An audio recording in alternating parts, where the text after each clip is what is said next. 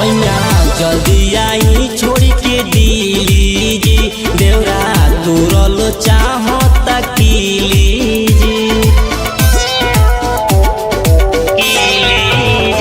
सैया जल्दी आई छोड़ के दिली जी देवरा तुरल चाहता कीली जी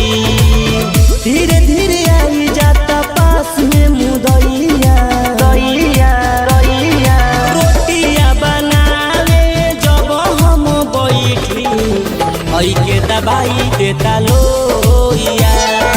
रोटियां बनावे जब हम बैठी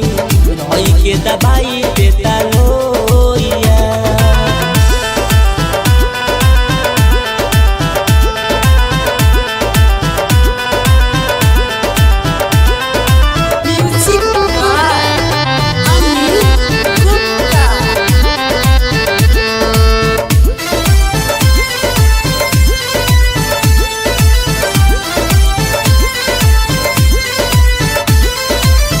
कैसे बताई हम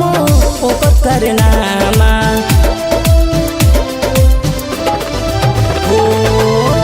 कैसे बताई हम ओकर करनामा घर में खाली तो करता डरामा मुँह नहीं करे एकदम बनल बा कसैया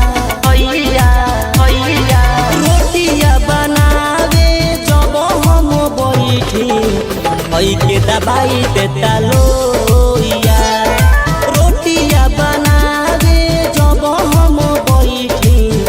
हई के दबाई देता लोइया। मिक्स बाय राहुल राय मां सती रिकॉर्डिंग स्टूडियो आथर।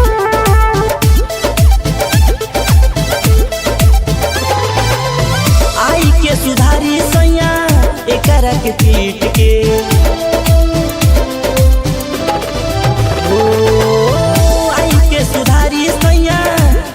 के पीट के नहीं तो बताई दे हम राहुल रोहित के सुदर्शन व्यास हमार धरता कलैया रोटियां बनावे जब हम बैठी हई के दबाई देता लोइया।